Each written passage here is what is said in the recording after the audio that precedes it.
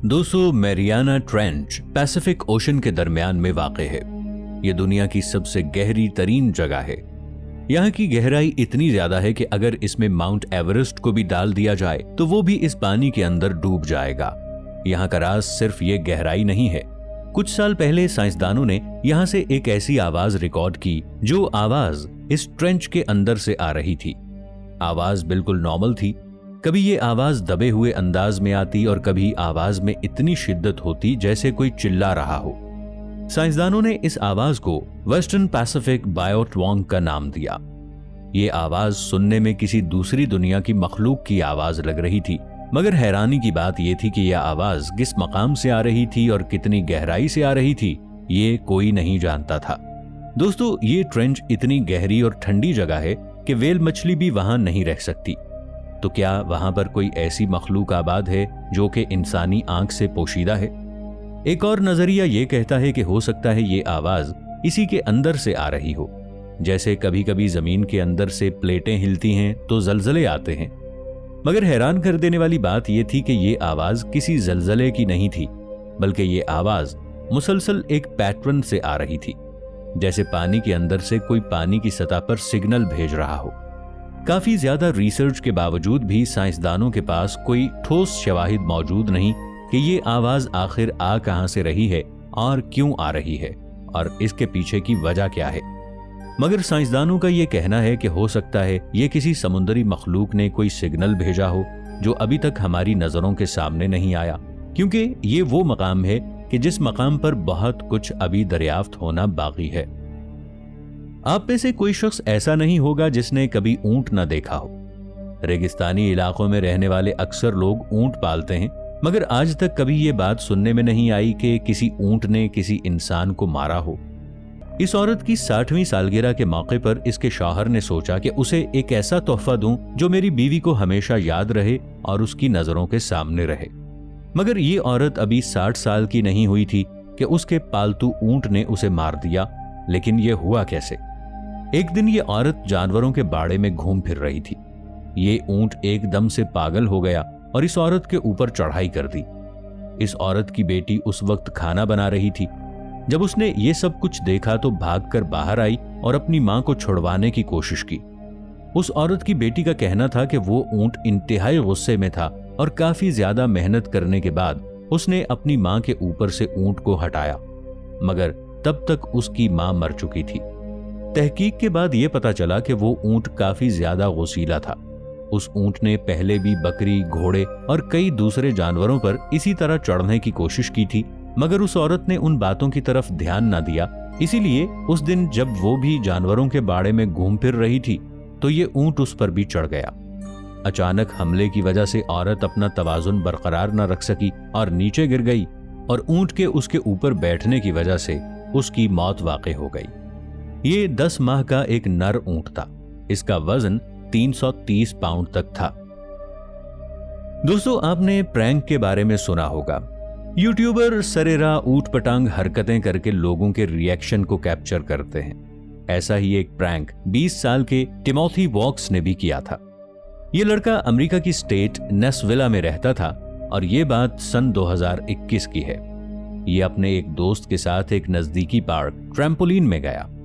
इन दोनों दोस्तों ने अपने चेहरे पर मास्क चढ़ा लिए और हाथ में एक चाकू लिया। दरअसल इन दोनों ने यह मंसूबाबंदी की कि वो पार्क में बैठे हुए लोगों के साथ नकली डकैती की वारदात करके एक प्रैंक करेंगे। रात के 9:30 बजे का वक्त था।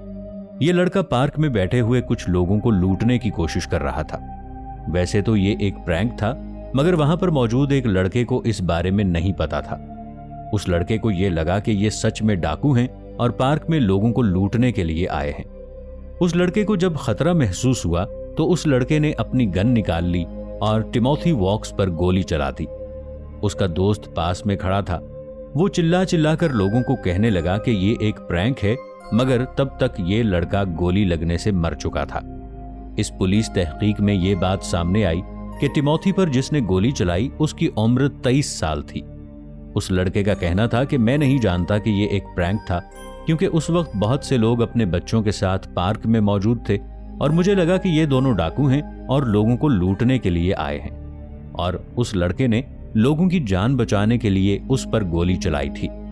तहकीक से ये बात भी सामने आ गई थी कि उस लड़के को सच में कुछ भी मालूम नहीं था और उसने लोगों की जान बचाने के लिए ही गोली चलाई थी, इसलिए उस लड़के पर कत्ल का इल्जाम नहीं लगा। दोस्तों, आप इस बात से बखूबी अंदाजा लगा सकते हैं कि अक्सर प्रैंक करने वाले लोग कितनी बड़ी गलती करते हैं। दोस्तों, स्क्रीन पर नजर आने वाले इस लड़के का नाम ओटो फ्रेडरिक वैम्बियर है। ये 12 दिसंबर सन 1994 को अमेरिका की स्टेट ओहायो में पैदा हुआ था। इसने अपनी जान देकर 2 मुल्कों की दुश्मनी की कीमत चुकाई थी।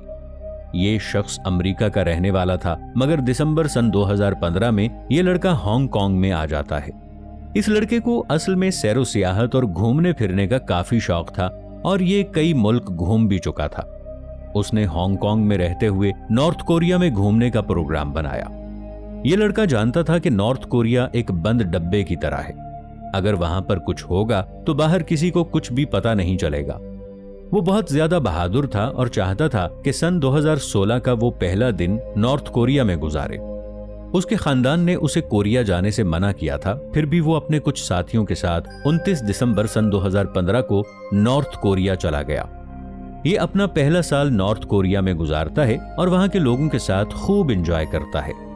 आप ये वीडियो देख सकते हैं जिसमें ये लड़का बहुत ज्यादा खुश नजर आ रहा है।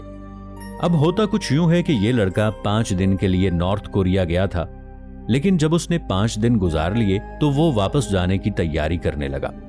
जब वो एयरपोर्ट पर आया तो उसने महसूस किया कि यहाँ कुछ अजीबोगरीब सा माहौल है, क्योंकि कोरिया की पुलिस एक आदमी को ढूंढ रही थी और पुलिस ने एयरपोर्ट से इस लड़के को गिरफ्तार कर लिया।